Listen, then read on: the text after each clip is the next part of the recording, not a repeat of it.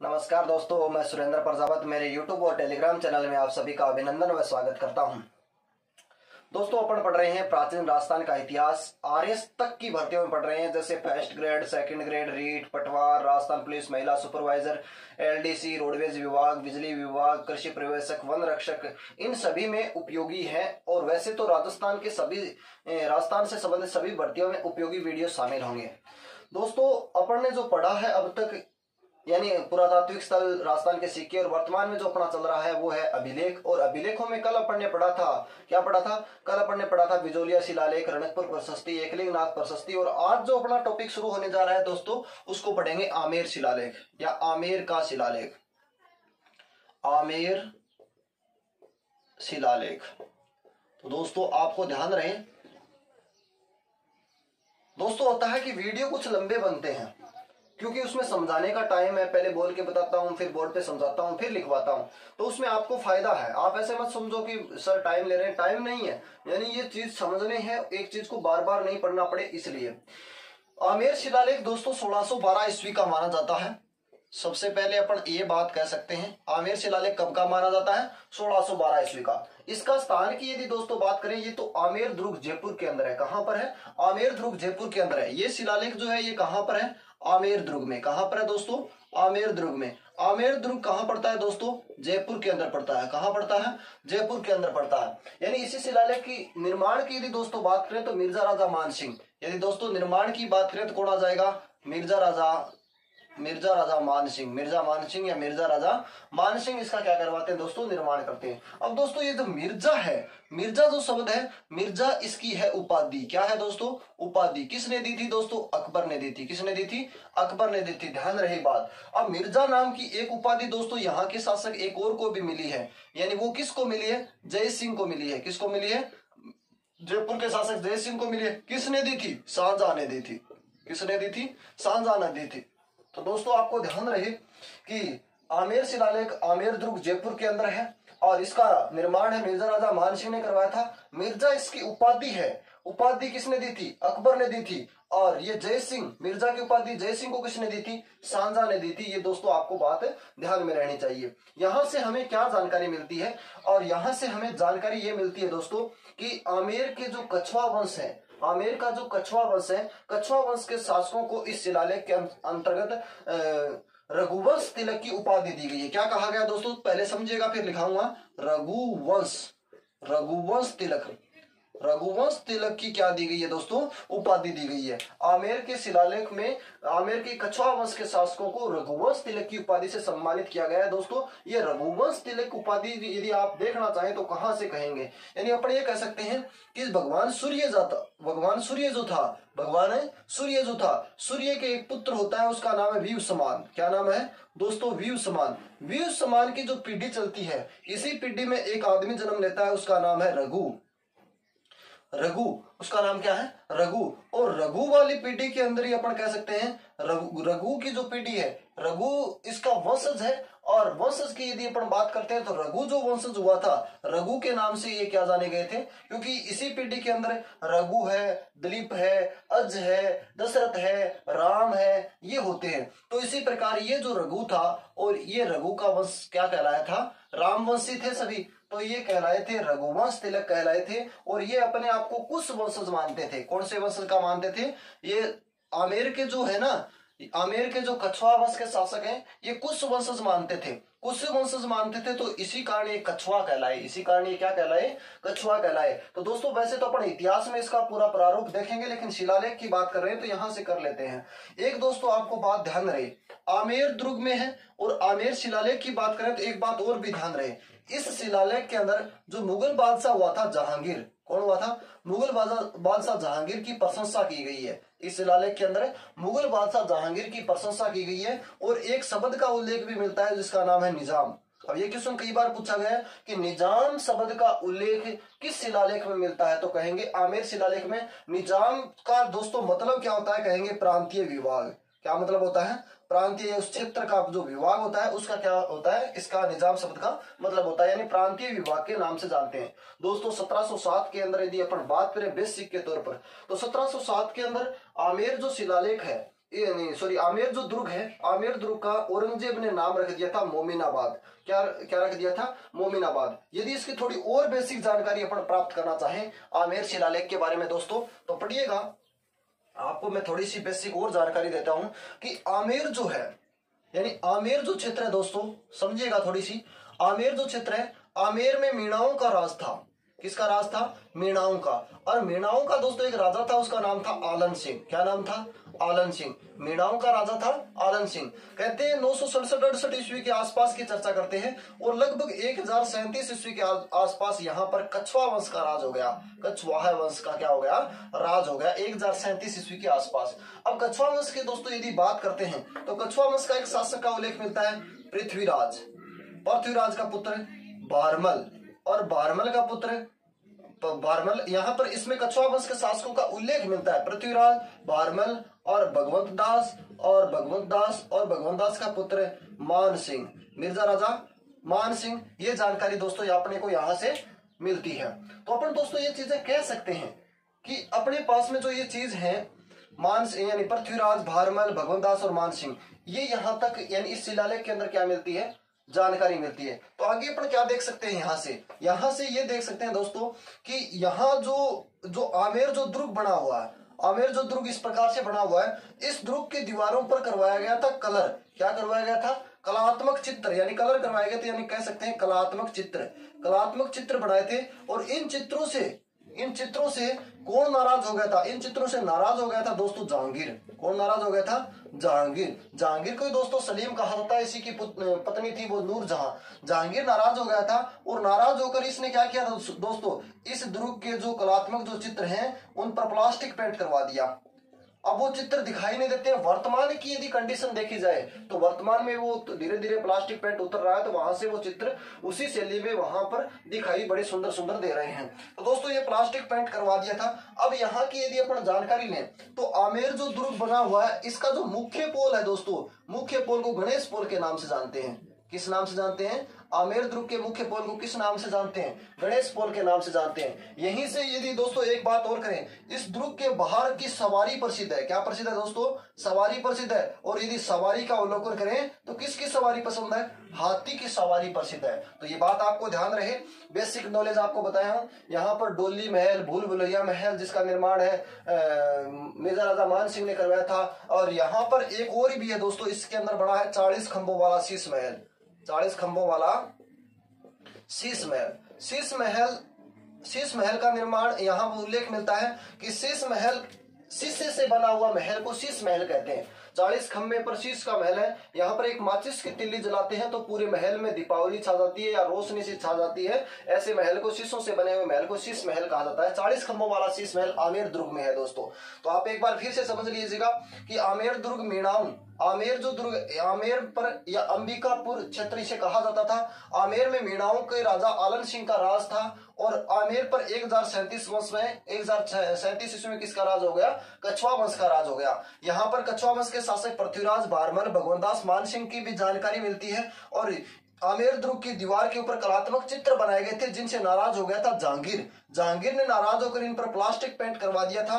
अब उल्लेख ये मिलता है कि इसी दुर्ग के मुख्य द्वार को गणेश पोल कहा जाता है। इस दुर्ग की बाहर की जो सवारी प्रसिद्ध है वो हाथी की सवारी प्रसिद्ध है। और इसी दुर्ग के अंदर 40 खंभों वाला शीश महल बना हुआ है। इसमें भूल भुलैया महल बना हुआ है, इसमें डोली महल बना हुआ है। और आमेर दुर्ग को यूनेस्को द्वारा विश्व धरोहर सूची में शामिल कर लिया गया, ऐसी जानकारी भी अपने को मिलती है। राजस्थान के लगभग 6 दुर्गों को शामिल कर लिया गया है, तो आमेर दुर्ग को भी विश्व धरोहर सूची में शामिल कर लिया गया। 6ठे दुर्ग में ये भी शामिल है। तो इसमें भाषा जो मिली है दोस्तों ये संस्कृत है, लिपि जो मिली है ये नागरी है। ये इतनी सी जानकारी कौन से शिलालेख में मिलती है? आमेर शिलालेख में मिलती है। तो आइए मेरे साथ में अभी अपन नोट करते हैं और नोट्स बना दीजिएगा किस प्रकार से बनाते हैं। अब अपन मेरे साथ साथ में आप लिखेंगे, मैं जैसे जैसे बोलता हूं उसी प्रकार से आप लिखेंगे।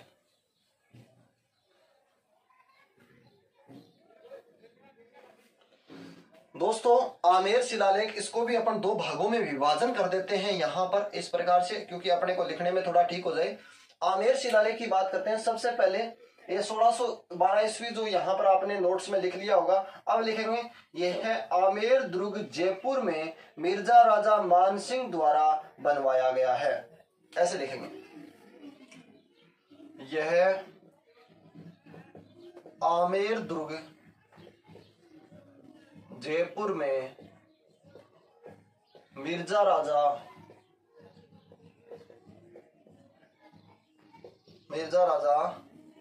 मानसिंह द्वारा बनवाया गया। एक तो ये बात ध्यान में रहे, मिर्जा राजा मानसिंह द्वारा बनाया गया। दूसरी बात दोस्तों, अपने को मैं आपको बेसिक बात बताती थी, मिर्जा की उपाधि इसको किसने दी थी, यानी मिर्जा की उपाधि मानसिंह को तो दी थी अकबर ने, और जय सिंह को दी थी शाहजहां ने 1638 के आसपास। अब यहां से दोस्तों क्या क्या जानकारी मिलती है उस चीज की अपन अवलोकन करते हैं। ये बात तो अपनी कंप्लीट हुई। अब जो यहाँ पर दो बात पहले और भी लिख लेते हैं अपन, यहाँ की लिख देंगे दोस्तों, इसकी भाषा संस्कृत व लिपि नागरी है। दूसरी बात दोस्तों, नेक्स्ट चर्चा और करेंगे अपन, कहेंगे कि जानकारी, इसमें कछवा वंश के शासकों को रघुवंश तिलक कहा गया है। इसमें वेरी इंपॉर्टेंट बात है दोस्तों, इसमें कछवाह वंश के शासकों को रघुवंश तिलक कहा गया है। इसमें कछवा वंश के शासकों को क्या कहा गया है, रघुवंश तिलक कहा गया है। इसमें कछवा वंश के पृथ्वीराज, नेक्स्ट अगला लिखेंगे, इसी प्रकार लिखते रहें। इसमें कछवाह वंश के पृथ्वीराज भारमल, भगवंत दास और मान सिंह की जानकारी मिलती है। नोट करते रहिए दोस्तों साथ साथ में। नेक्स्ट जो अपन बात करेंगे, ये कछवा वंश को ये शासक अपने आप को कुश वंशज मानते हैं। यहाँ के कछवा वंश के शासक अपने आप को राम के पुत्र, भगवान राम के पुत्र कुश वंशज मानते हैं। तो ध्यान रहे दोस्तों, भगवान राम के पुत्र क्या मानते हैं, कुश वंश मानते हैं। इसमें मान सिंह को भगवंत दास का पुत्र बताया। एक बात और भी नोट करेंगे, इसमें मिर्जा राजा लिखेंगे, मिर्जा राजा मान सिंह को भगवंत दास का पुत्र बताया है। तो दोस्तों ये बात आपको ध्यान में रहे। नेक्स्ट जो आगे चर्चा करते हैं फिर समझेंगे। यानी इसमें मुगल बादशाह मान सिंह के बारे में एक बात और भी लिखा कि मान सिंह द्वारा जमुआ रामगढ़ बांध और कुआं व बाग निर्माण का उल्लेख मिलता है। इसमें मान सिंह द्वारा जमुआ रामगढ़ बांध, कुआं व बाग एवं दुर्ग निर्माण की जानकारी मिलती है। ये बात लिखेंगे। नेक्स्ट दोस्तों, इसमें मुगल बादशाह जहांगीर की प्रशंसा की गई है। इसमें मुगल बादशाह जहांगीर की प्रशंसा की गई है। नेक्स्ट दोस्तों, इसमें निजाम शब्द का उल्लेख मिलता है। इसमें निजाम शब्द का उल्लेख मिलता है जिसका अर्थ प्रांतीय विभाग होता है। इसमें एक इससे पहले ये लिख दें, इसमें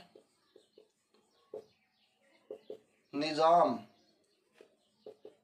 शब्द का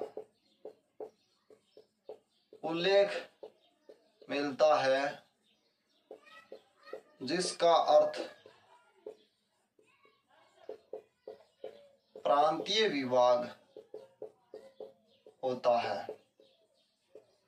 एक बात, आमेर दुर्ग के बाहर हाथी की सवारी प्रसिद्ध है। नेक्स्ट लिखेंगे, आमेर दुर्ग के मुख्य पोल को या मुख्य प्रवेश द्वार को, आमेर दुर्ग के मुख्य प्रवेश द्वार को गणेश पोल कहा जाता है तथा दुर्ग में 40 खंभों वाला शीश महल और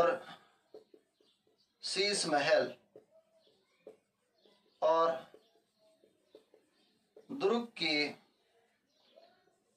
बाहर हाथी की सवारी प्रसिद्ध है। ध्यान रहे दोस्तों, दुर्ग के बाहर किसकी सवारी प्रसिद्ध है? हाथी की सवारी प्रसिद्ध है। नेक्स्ट लिखेंगे, आमेर दुर्ग की दीवार पर कलात्मक चित्र बनाए गए थे जिनसे जहांगीर ने नाराज होकर प्लास्टिक पेंट करवा दिया था। ये बात भी हमें यहाँ से मिलती है। तो दोस्तों इतनी सी बात है, अपने यहाँ से याद रख सकते हैं, इसमें कोई दिक्कत वाली बात है नहीं। नेक्स्ट एक बात और लिख सकते हैं नोट लगा के, आमेर दुर्ग को यूनेस्को द्वारा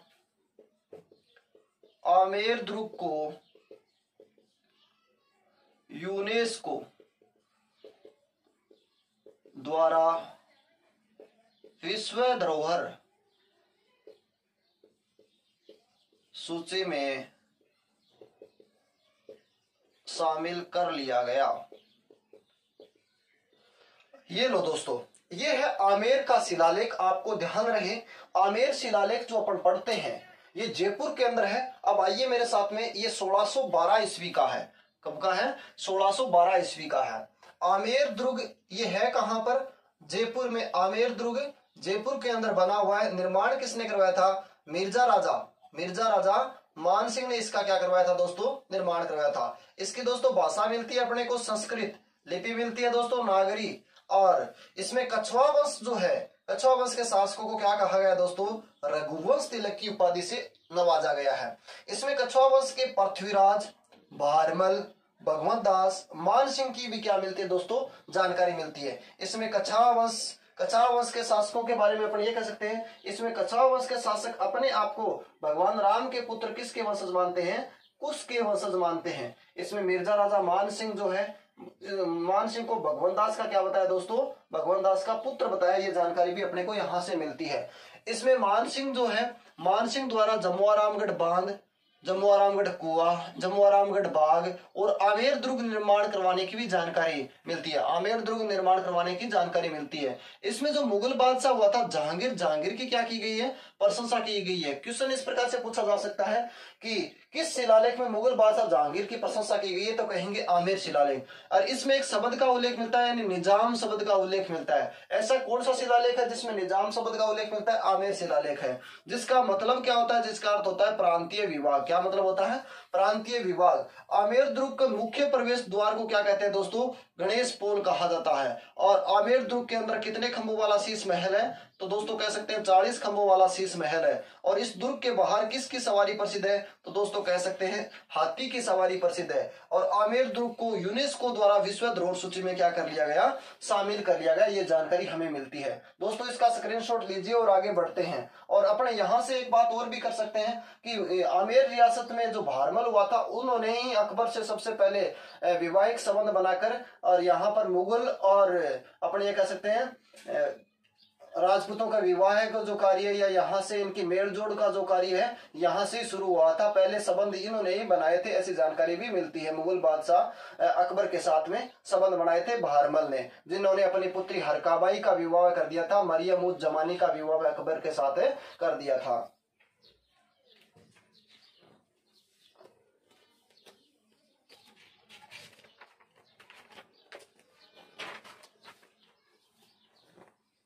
दोस्तों ले लिया वो स्क्रीनशॉट, आगे बढ़ते हैं, आगे चलते हैं। दोस्तों इसका स्क्रीनशॉट आपने ले लिया होगा।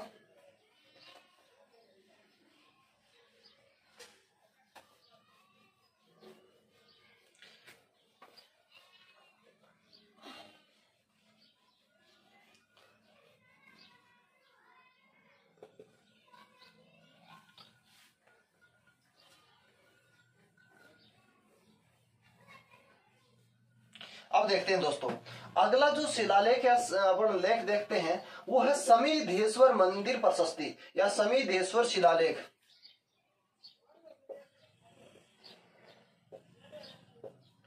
समीधेश्वर मंदिर प्रशस्ति या फिर समीधेश्वर मंदिर शिलालेख अपने कह सकते हैं। अब देखते हैं दोस्तों समीधेश्वर मंदिर प्रशस्ति के बारे में। इसके भी दो विभाजन कर लेते हैं। सबसे पहली बात इसमें दोस्तों समझेंगे, अपन बात को समझेंगे पहले, उसके बाद में अपन आगे चर्चा करेंगे।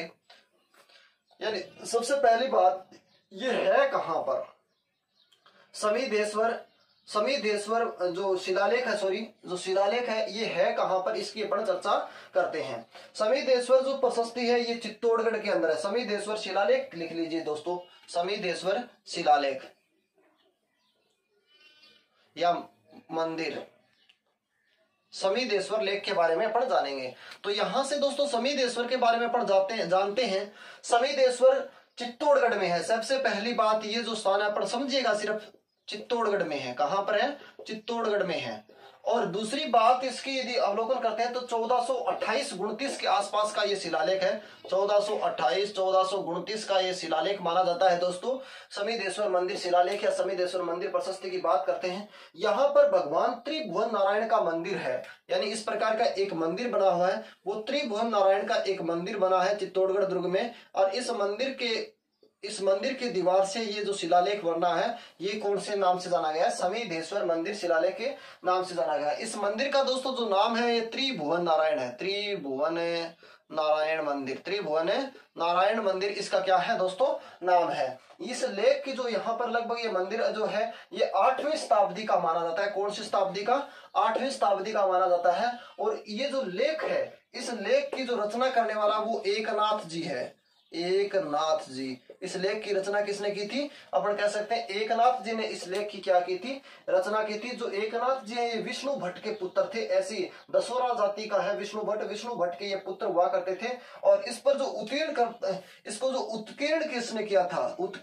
उत्कीर्ण की यदि दोस्तों अपन बात नहीं देते हैं तो कहेंगे विसल नाम का एक आदमी था, विसल, जिसने इस पर क्या किया था? उत्कीर्ण किया था। और अपन यहां से ये जानकारी लेते हैं इस मंदिर की 8वीं शताब्दी में जो निर्माण होता है उसके बाद में यदि अपन स्थिति देखें तो मंदिर का निर्माण परमार राजा भोज ने करवाया था, ऐसी जानकारी मिलती है। मंदिर का जो निर्माण है ये किसने करवाया था? एक परमार शासक था, उसका नाम था भोज। भोज ने इस मंदिर का निर्माण करवाया और इसीलिए इस मंदिर को अपन भोज मंदिर भी कहते हैं। क्या कहते हैं? भोज मंदिर कहते हैं। नेक्स्ट जो आगे बात करते हैं, महाराणा जो मोक्कल का राज आता है। महाराणा मोक्कल के बाद में उल्लेख मिलता है कि महाराणा मोक्कल ने इसी मंदिर का पुनर्निर्माण करवा के दोनों साइड में इस प्रकार से सिंह की आकृति लगवा दी थी। इसके बाद में इस मंदिर को क्या कहा गया? मोक्कल मंदिर भी कहा गया। और वर्तमान में इसे मोक्कल का समीधेश्वर मंदिर कहते हैं। वर्तमान में इसे क्या कहते हैं? मोक्कल का समीधेश्वर मंदिर के नाम से जाना जाता है। और समीधेश्वर मंदिर अपन ये कह सकते हैं भगवान शिव को समर्पित है। किसको समर्पित है? भगवान शिव को समर्पित मंदिर माना जाता है। दोस्तों यहां से यदि अपन जानकारी की बात करते हैं तो गुहिल शासक जो हुआ था, गुहिल शासक राणा हमीर सिसोदिया की तुलना यदि की जाए गुहिल शासक राणा हमीर सिसोदिया की यदि तुलना करते हैं तो कहेंगे कामदेव है, ब्रह्मा है और अच्युत है, शंकर है महादानीकरण से इसकी क्या की गई है, तुलना की गई है। तुलना यानी उसके समान संज्ञा देना, यानी अपन कह सकते हैं कामदेव, ब्रह्मा और अच्युत शंकर महादानीकरण के समान राणा हमीर की जो की है तुलना की गई है। राणा हमीर को मेवाड़ का कर्ण भी कहा जाता है, मेवाड़ का दानवीर भी कहा जाता है, मेवाड़ का रक्षक भी कहा जाता है, और राणा हमीर सिसोदिया ने विषम घाटी के पंचानन की उपाधि धारण की थी, ऐसी जानकारी भी हमें मिलती है। यहाँ से अपन ये कह सकते हैं कि इसमें महाराणा जो लाखा व महाराणा मोकल की विजयों का उल्लेख भी इस शिलालेख में मिलता है। महाराणा लाखा और महाराणा मोकल की विजयों का, जो महाराणा लाखा का पुत्र हुआ था, मोकल जो हंसाबाई का पुत्र था, उसकी जानकारी का उल्लेख भी अपने को यहाँ से मिलता है। दोस्तों अपन ये कह सकते हैं इसमें जो गुहिल वंश है, गुहिल वंश की धर्म स्थापना तथा कार्य क्षमता की भी प्रशंसा की गई है। गुहिल वंश की धर्म स्थापना और कार्य क्षमता की भी प्रशंसा की गई है। ये जानकारी हमें कौन से मिलती है, समीधेश्वर मंदिर प्रशस्ति से मिलती है, या समीधेश्वर शिलालेख से मिलती है, या समीधेश्वर लेख से अपने को मिलती है। तो आइए अब इसको नोट कैसे करते हैं वो देखते हैं। हेडिंग डालेंगे समीधेश्वर शिलालेख। क्या डालेंगे, समीधेश्वर शिलालेख। समीधेश्वर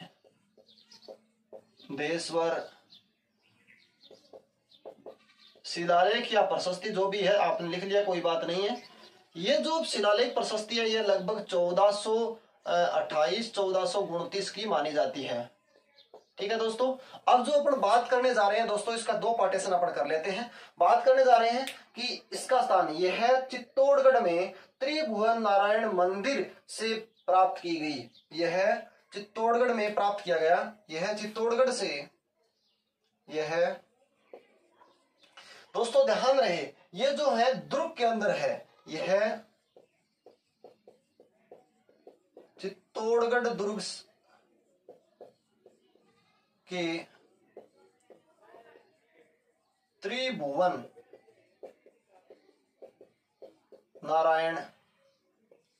नारायण यदि नाम आता है दोस्तों, तो वैसे तो अपन ऐसी इसको मानते हैं समीधेश्वर जो कहा गया तो अपन भगवान शिव को मान लेते हैं। नारायण यदि नाम आता है तो क्या कहेंगे, भगवान नारायण तो विष्णु भगवान को नाम होता है। तो ये अपन यहां से लिख सकते हैं, यह चित्तौड़गढ़ दुर्ग के त्रिभुवन नारायण मंदिर से, त्रिभुवन नारायण मंदिर से प्राप्त हुई। क्या प्राप्त हुई, समीधेश्वर शिलालेख है जो प्राप्त त्रिभुवन नारायण मंदिर से प्राप्त हुआ, लिख दो, प्राप्त हुआ। इसकी रचना एकनाथ जी ने की। इसकी रचना एकनाथ जी ने की। ये किसके पुत्र थे, विष्णु भट्ट के पुत्र थे, विष्णु भट्ट के पुत्र एकनाथ जी ने की, तथा उत्कीर्ण तथा विसल द्वारा उत्कीर्ण करवाई गई, तथा विसल द्वारा उत्कीर्ण करवाई गई या करवाया गया, करवाई गई, ये की बात है। तो दोस्तों ये जानकारी अपने को यहां से मिलती है। इस मंदिर का जो निर्माण है, त्रिभुवन नारायण मंदिर का निर्माण परमार शासक भोज ने करवाया था। नेक्स्ट ये बात लिखेंगे, त्रिभुवन नारायण मंदिर का निर्माण, त्रिभुवन नारायण मंदिर का निर्माण, त्रिभुवन नारायण मंदिर का निर्माण परमार राजा भोज ने करवाया था, भोज ने करवाया तथा इसका पुनर्निर्माण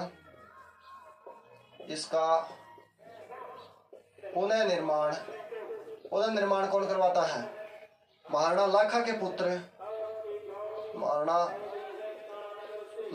पुत्र मोकल ने करवाया, महाराणा लाखा के पुत्र मोकल ने करवाया, और इसे मोकल मंदिर कहा गया, और इसे मोकल मंदिर तथा या मोकल का समीधेश्वर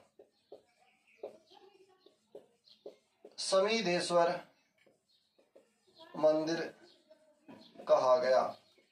ये बात दोस्तों आपको ध्यान रहे, ठीक है। यानी यह चित्तौड़गढ़ दुर्ग में है। कहां पर है? चित्तौड़गढ़ दुर्ग में है, त्रिभुवन नारायण मंदिर पर लगी हुई है। और इसकी रचना किसने करवाई थी? इसकी रचना करवाई थी एकनाथ जी ने।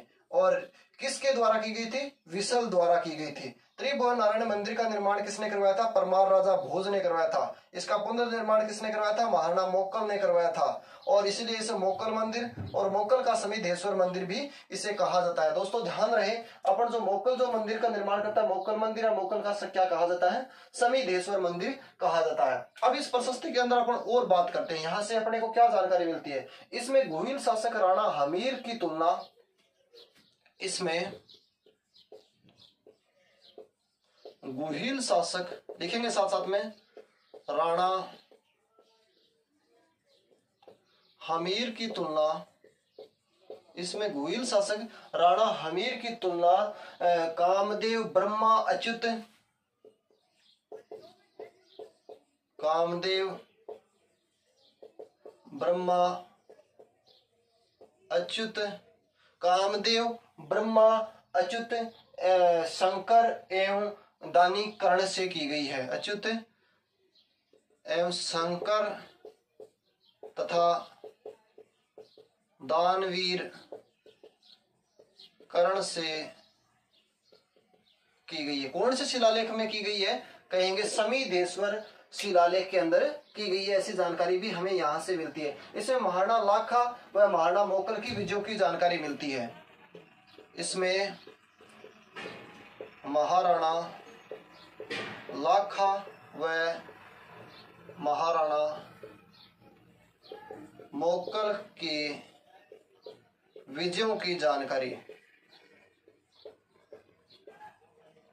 मिलती है। कौन सी प्रशस्ति में? समीधेश्वर मंदिर प्रशस्ति में। इसमें दोस्तों अपन एक बात और कह सकते हैं, इसमें गुहिल वंश की धर्म स्थापना एवं कार्य क्षमता की प्रशंसा की गई है। इसमें गुहिल वंश की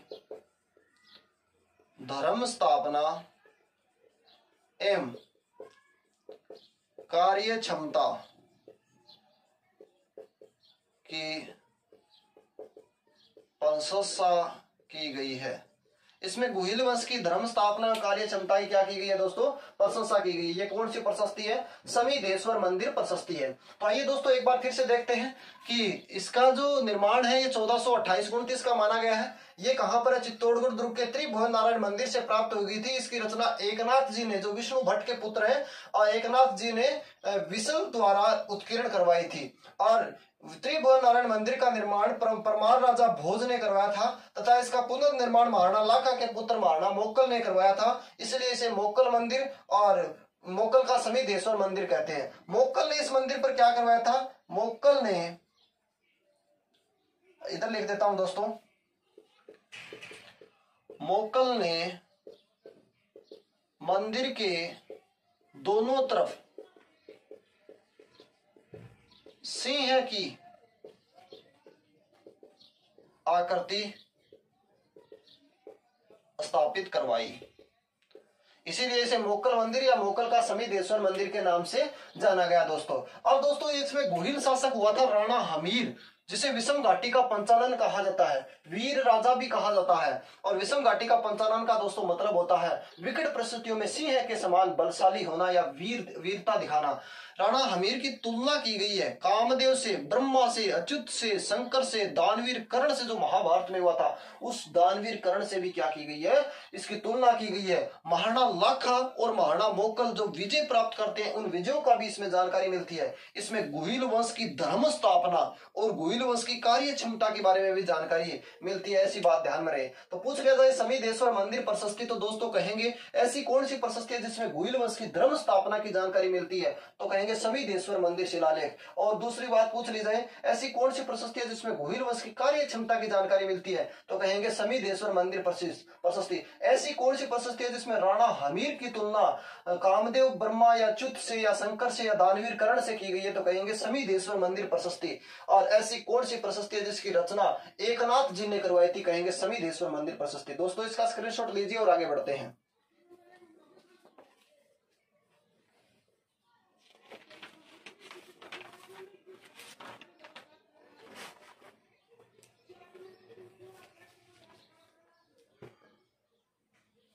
ले लिया होगा दोस्तों स्क्रीनशॉट, आगे चलते हैं।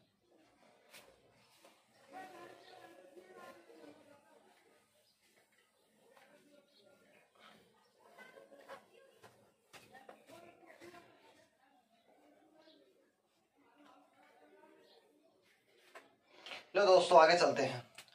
आगे दोस्तों अपना जो शिलालेख आता है उसकी अपन बात करते हैं। अपने पास में अगला शिलालेख आ रहा है चीरुआ शिलालेख। कौन सा शिलालेख आ रहा है? चीरुआ शिलालेख की अपन बात करते हैं, जो 1273 ईस्वी का माना जाता है।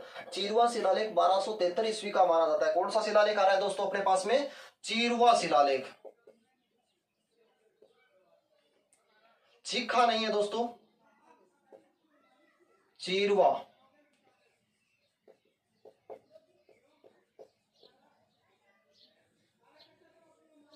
चीरुआ शिलालेख की अपन बात करते हैं दोस्तों। चीरुआ शिलालेख में अपन क्या बात करते हैं? ये लगभग 1273 ईस्वी का माना जाता है। कब का है?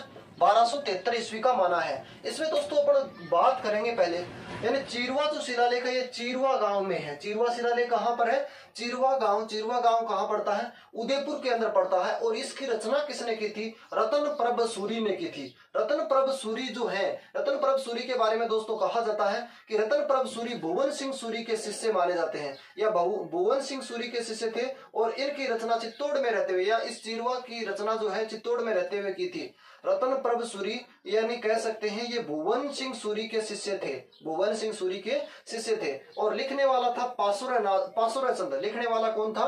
पासुरा चंद कहा जाता है, जो बड़े प्रचंड विद्वान हुआ करते थे और रतन प्रभ सूरी के शिष्य थे। ये थोड़ी सी बात है, मैं यहाँ पर आपको बोर्ड पर समझाऊंगा। और खुदाई करता है केएल सिंह, जो पदम सिंह के पुत्र थे। और दीवार पर लगाता है यहाँ पर शिल्पी देलैंड, जो दीवार के ऊपर चिपका के जाता है। ऐसी जानकारी भी यहाँ से अपने को मिलती है। इसमें भाषा संस्कृत मिलती है, लिपि नागरी मिलती है। और यदि पंक्ति की बात करें तो 36 पंक्तियों में श्लोक इक्यावन मिलते हैं। ऐसी जानकारी भी हमें यहाँ से मिलती है। इसमें जो दोस्तों अपन बात करें तो सती प्रथा का उल्लेख मिलता है। ऐसा कौन सा शिलालेख है जिसमें सती प्रथा का उल्लेख मिलता है? चीरुआ शिलालेख। और इसमें टाटेड जाति का भी उल्लेख मिलता है। टाटेड जाति के तलारक्षों का उल्लेख मिलता है यहाँ से। और दूसरी दोस्तों यदि बात करें तो इसमें गोहिल वंश के शासक बप्पा रावल के वंशजों में अपन कह सकते हैं पदम सिंह, जेतर सिंह, तेज सिंह और समर सिंह के बारे में भी यहाँ से उपलब्धियों के बारे में जानकारी प्राप्त होती है। या बप्पा रावल के वंशजों की यहाँ से क्या होती है दोस्तों? जानकारी प्राप्त होती है। ऐसा है चीरुआ शिलालेख। सबसे पहले इसको समझते हैं और उसके बाद में आगे बढ़ते हैं। दोस्तों जो चीरुआ शिलालेख है, चीरुआ शिलालेख को आप समझिएगा तो चीरुआ गांव में है। कहां पर है पहले इसको समझेंगे। चीरुआ गांव। चीरुआ गांव दोस्तों कहां पड़ता है? तो कहेंगे उदयपुर में पड़ता है। कहां पड़ता है? उदयपुर में पड़ता है। कौन से गांव में? चीरुआ गांव, उदयपुर में। दोस्तों सबसे पहली बात अपने पास में आ रही है कि इसकी रचना किसने की थी? तो रचना में कहेंगे दोस्तों एक रतन आता, रतन प्रभ सूरी। रतन प्रभ सूरी। अब रतन प्रभ सूरी जो है, रतन प्रभ सूरी जो किसके शिष्य हैं? ये भुवन सिंह सूरी के शिष्य हैं। यानी रतन प्रभ सूरी शिष्य हैं। किसके शिष्य हैं? या फिर अपन यहां लिखो, रतन प्रभ सूरी के गुरु कौन थे? अपन कह सकते हैं भुवन सिंह। भुवन सिंह। रतन प्रभ सूरी के गुरु कौन थे? भुवन सिंह। अब दोस्तों इसकी रचना तो अपन बात कर ली, रतन प्रभ सूरी ने की थी। लेकिन इस पर लिखने वाला कौन था? जो बड़े विद्वान हुआ करते थे, पासुरा चंद। यानी अपन लिखने वाला यानी रचयिता की यदि बात करते हैं, रचयिता या लिखने वाले की यदि अपन बात करते हैं तो कहेंगे अपन क्या कहेंगे? पासुरा चंद। पासुरा चंद नाम का इस पर क्या था? लिखने वाला था। अब पासुरा चंद प्रचंड विद्वान था। और इसका गुरु कौन था? इसका गुरु था दोस्तों रतन प्रभ सूरी। यानी कह सकते हैं भुवन सिंह जो था, भुवन सिंह का चेला था रतन प्रभ सूरी।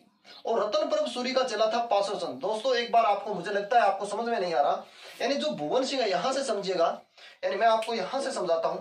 भुवन सिंह मेन गुरु है। भुवन सिंह का चेला जो कौन है? ये है रतन प्रभ। भुवन सिंह का चेला कौन है? रतन प्रभ। और रतन प्रभ का चेला कौन है? पासुरा चंद। पासुरा चंद। रतन प्रभ का चेला कौन है? पासुरा चंद। ये इस प्रकार से यहाँ से अपने को क्या मिलती है दोस्तों? जानकारी मिलती है। तो ये बात आप यहाँ से थोड़ी सी बात ध्यान में रखिए। और एक दोस्तों मोस्ट इंपोर्टेंट बात यहाँ से ध्यान में रखिए, इसमें सती प्रथा का क्या मिलता है? सती प्रथा की जानकारी मिलती है। कौन से अभिलेख में? इस चीरुआ अभिलेख उदयपुर के अंदर। भाषा संस्कृत मिलती है, लिपि नागरी मिलती है। और टोटल पंक्ति 36 मिलती है। 36 पंक्तियों में 51 श्लोक लिखे गए हैं। ये तो क्या है दोस्तों? पंक्ति। ये क्या है दोस्तों? श्लोक लिखे गए हैं। ऐसी जानकारी भी हमें यहाँ से प्राप्त होती है। तो आइए मेरे साथ में अब लिखते कैसे हैं वो जानकारी यहाँ से अपन देखते हैं। चीरुआ लेख। चीरुआ लेख में क्या जानकारी देखते हैं। दो पार्टीशन कर लेते हैं दोस्तों, ये लीजिए। अब जो देखते हैं दोस्तों, अपन यहां से पढ़ेंगे कि चीरवा लेख सबसे पहले लिखेंगे यह उदयपुर से प्राप्त किया गया, या चीरवा गांव उदयपुर से मिला था। ये पहली बात अपन लिखेंगे, यह चीरवा गांव उदयपुर से मिला, यह चीरवा गांव उदयपुर से मिला। नेक्स्ट दोस्तों लिखेंगे रचना, टुकड़ा में लिख लेना रचना। रचना में क्या लिखेंगे, रतन प्रभ सूरी, रतन प्रभ सूरी। रतन प्रभ सूरी है, इसके ब्रैकेट में अपन लिख सकते हैं भुवन सिंह के शिष्य, भुवन सिंह के शिष्य, भुवन सिंह के शिष्य है। और रचना कहाँ की थी दोस्तों, रचना भुवन सिंह के चित्तौड़ में रहते हुए लिखेंगे, चित्तौड़ में रहते हुए। रचना किसने की थी, रतन प्रभ सूरी ने। कहा रहते हुए, चित्तौड़ में रहते हुए। और किसके शिष्य थे, भुवन सिंह सूरी के शिष्य थे। रतन प्रभ सूरी किसके शिष्य थे, भुवन सिंह के शिष्य थे। नेक्स्ट दोस्तों अपन बात लिखेंगे लिखने वाला, लिखने वाला। ये टुकड़ों में लिखा रहा हूं, थोड़ा सा आप नोट कर लेना। लिखने वाला, लिखने वाला दोस्तों कौन था, पासुर चंद, पासुर चंद। पासुर चंद कौन था दोस्तों, ये बड़ा ही विद्वान था और रतन प्रभ सूरी का शिष्य, रतन प्रभ सूरी का शिष्य। अब बात आपको ध्यान में रखनी है। नेक्स्ट दोस्तों, इसने जो रचना की थी ये दोस्तों नागरी लिपि है। कौन सी लिपि में, नागरी लिपि में। रचना कौन सी में, नागरी लिपि में अपन बात करेंगे। नेक्स्ट जो लिखेंगे दोस्तों, खुदाई करने वाला। भाई पत्थर पर खुदाई किसने की थी, पत्थर पर खुदाई, नाम लिखेंगे केल सिंह, केल सिंह लिखेंगे पदम सिंह का पुत्र, पदम सिंह का पुत्र। अब जो लिखेंगे दोस्तों, दीवार पर लगाने वाला, खुदाई कर दी लेकिन दीवार के ऊपर चिड़ियों कोण प्लस्तर कोण करके हो, लिखेंगे दीवार पर लगाने वाला,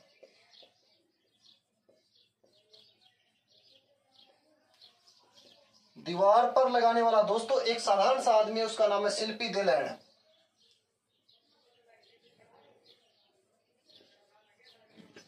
शिल्पी देलैंड ने इसे क्या लगाया था, दीवार पर लगाया था। तो टुकड़ों में आप इस चीज को याद रखिएगा दोस्तों। आगे जो बढ़ते हैं इसमें लिखेंगे अपन भाषा,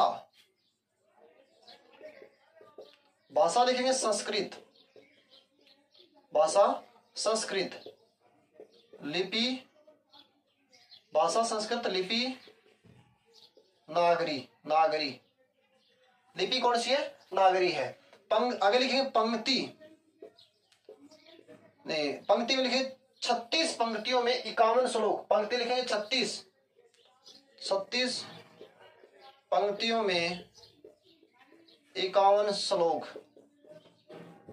की जानकारी। ये बात भी आपको याद रखनी है। नेक्स्ट दोस्तों बात अपन करेंगे, इसमें सती प्रथा का उल्लेख मिलता है, इसमें सती प्रथा का उल्लेख,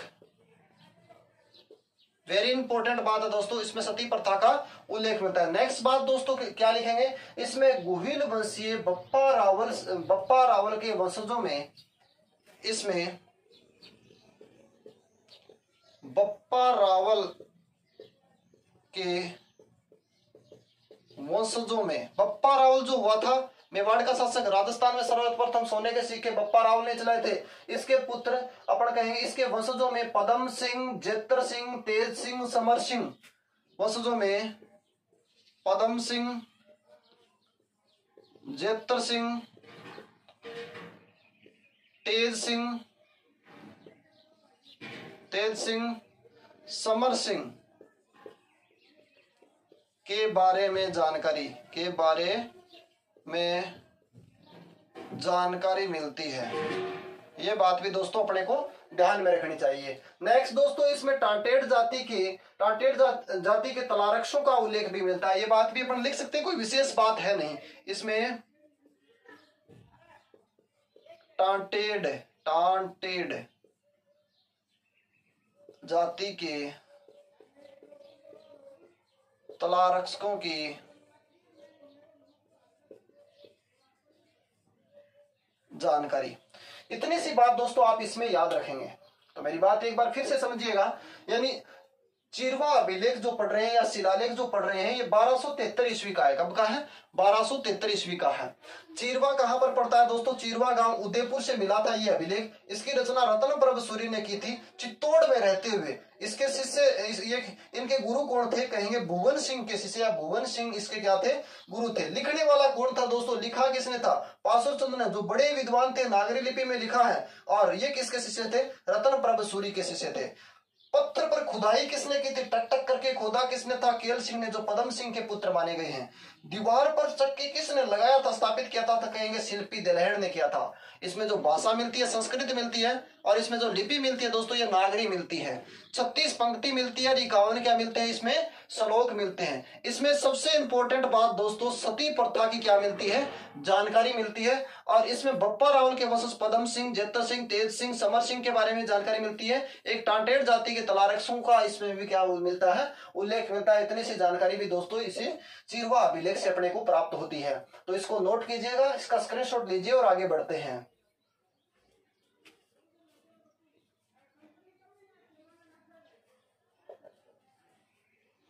ले लिया वो दोस्तों स्क्रीनशॉट, आगे चलते हैं।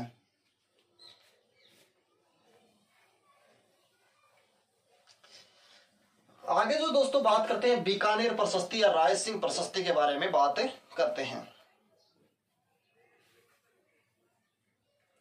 बीकानेर प्रशस्ति या राय सिंह प्रशस्ति के बारे में अपन बात करते हैं। तो बीकानेर प्रशस्ति अपन लिखेंगे, बीकानेर प्रशस्ति मैं लिखता हूं यहां पर, बीकानेर प्रशस्ति या कहेंगे जूनागढ़ प्रशस्ति और या कहेंगे राय सिंह प्रशस्ति।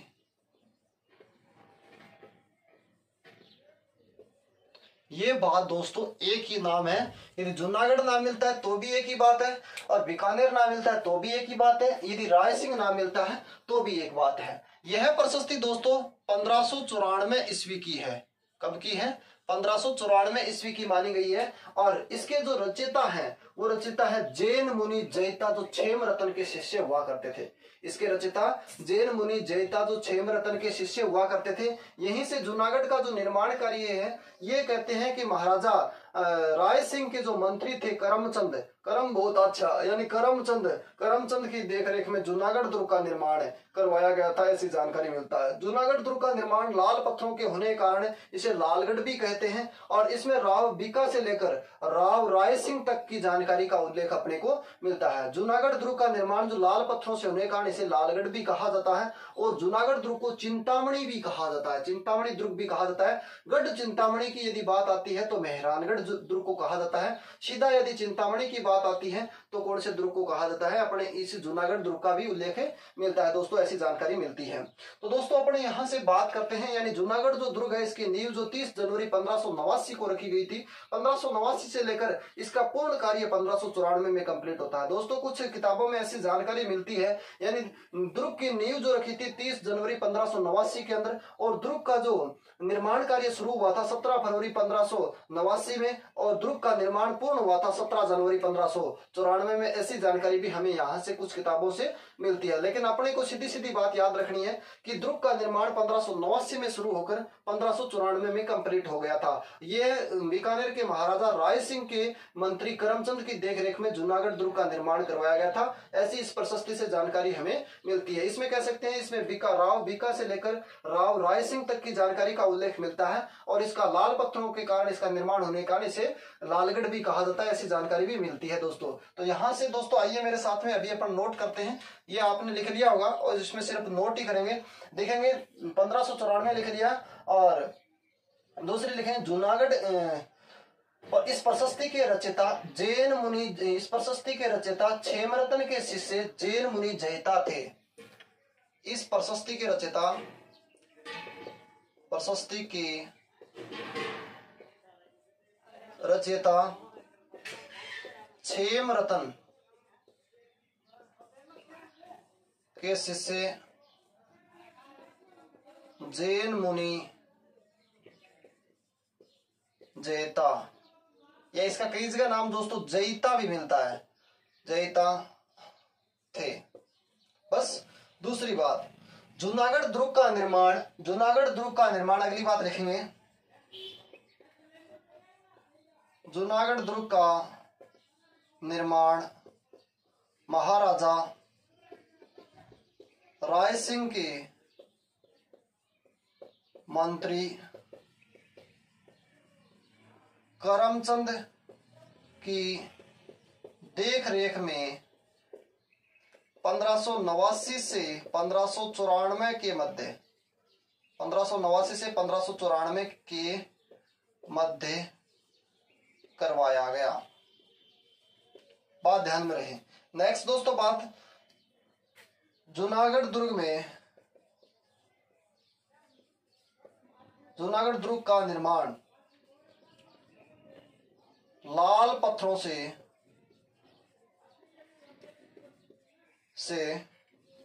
होने के कारण इसे लालगढ़ भी कहा जाता है। ठीक है। अब दोस्तों नेक्स्ट बात रखेंगे कि इसमें राव भिक्का से लेकर राव राय सिंह तक के शासकों की जानकारी मिलती है।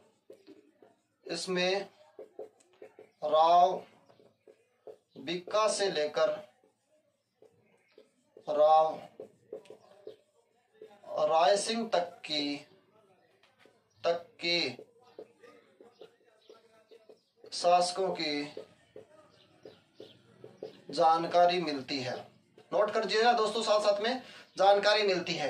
नेक्स्ट बात दोस्तों लिखेंगे, जूनागढ़ दुर्ग का निर्माण अपन ने लिख लिया। अब जो दोस्तों यहाँ से जो निर्माण कार्य है कुछ किताबों में लिखा हुआ है, कुछ किताबों में लिखा है यानी 30 जनवरी 1589 को नींव रखी थी, 17 फरवरी 1589 को बनना शुरू हुआ था, 17 जनवरी 1594 को कंप्लीट हो गया था, ऐसी जानकारी मिलती है। जूनागढ़ दुर्ग का एक अन्य नाम भी मिलता है चिंतामणि, गढ़ चिंतामणि यदि नाम पूछता है तो मेहरानगढ़ दुर्ग और चिंतामणि, इस दुर्ग को कुछ किताबों में मिलता है दोस्तों, कुछ किताबों में मिलता है। मैं इसको नोट लगा के लिख देता हूं,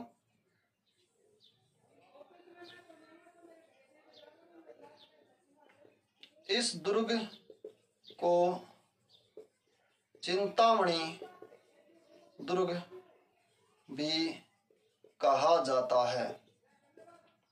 नोट में 2 नंबर लिखेंगे, गढ़ चिंतामणि, चिंतामणि मेहरानगढ़, मेहरानगढ़ दुर्ग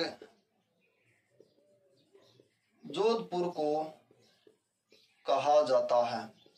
तो ये बात दोस्तों ध्यान रहे आपको।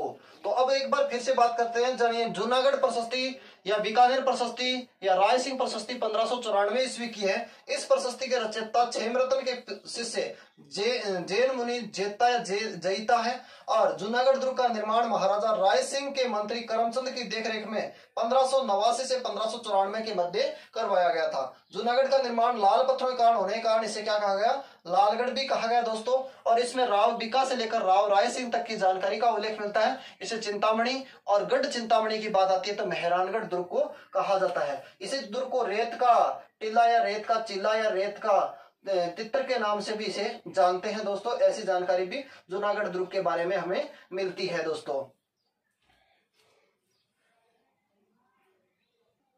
ले लिया दोस्तों स्क्रीनशॉट। इसके बारे में 1-2 बात और बता देता हूं। जो ये जूनागढ़ दुर्ग है, जूनागढ़ दुर्ग को अपन एक ऐसे जमीन का जेवर कह सकते हैं। इसका उपनाम मिलता है जमीन का जेवर, उपनाम अपने को मिलता है। इसकी जो दुर्ग की आकृति है अपन ये कह सकते हैं, जूनागढ़ दुर्ग की आकृति, जूनागढ़ दुर्ग की आकृति चतुष्कोणीय है, चतुष्कोणीय, चतुष्कोणीय है। जूनागढ़ दुर्ग की आकृति कैसी है, चतुष्कोणीय आकृति में जूनागढ़ दुर्ग बना हुआ है। और ये जो जूनागढ़ दुर्ग है दोस्तों, इस दुर्ग के बारे में ये भी कह सकते हैं, इस दुर्ग के बाहर जो बुर्ज बने हुए हैं, ये 17 बुर्ज बने हुए हैं। इसी दुर्ग के अंदर 17 बुर्ज बने हुए हैं। कुछ और जानकारी मिलती है, वो जानकारियां अपने जो दुर्ग पढ़ेंगे, दुर्गों के अंदर पूरी इसकी जानकारी लेंगे जूनागढ़ दुर्ग के बारे में। एक जो जूनागढ़ स्थान है दोस्तों, एक जूनागढ़ जो दुर्ग एक और भी है वो प्रतापगढ़ में बना हुआ है। यानी एक जूनागढ़ दुर्ग कहां पर बना हुआ है, प्रतापगढ़ में बना हुआ है, एक जूनागढ़ दुर्ग जूनागढ़ गुजरात के अंदर बना हुआ है, और एक जो जूनागढ़ दुर्ग है ये बीकानेर के अंदर बना हुआ है। अपन बात कर रहे हैं बीकानेर वाले की, न कि अपन प्रतापगढ़ और गुजरात वाले की बात कर रहे हैं। अपन बात कर रहे हैं कौन से, यहाँ पर बीकानेर वाले दुर्ग की बात कर रहे हैं दोस्तों। अब इसका स्क्रीनशॉट ले लीजिए और फिर आगे बढ़ते हैं।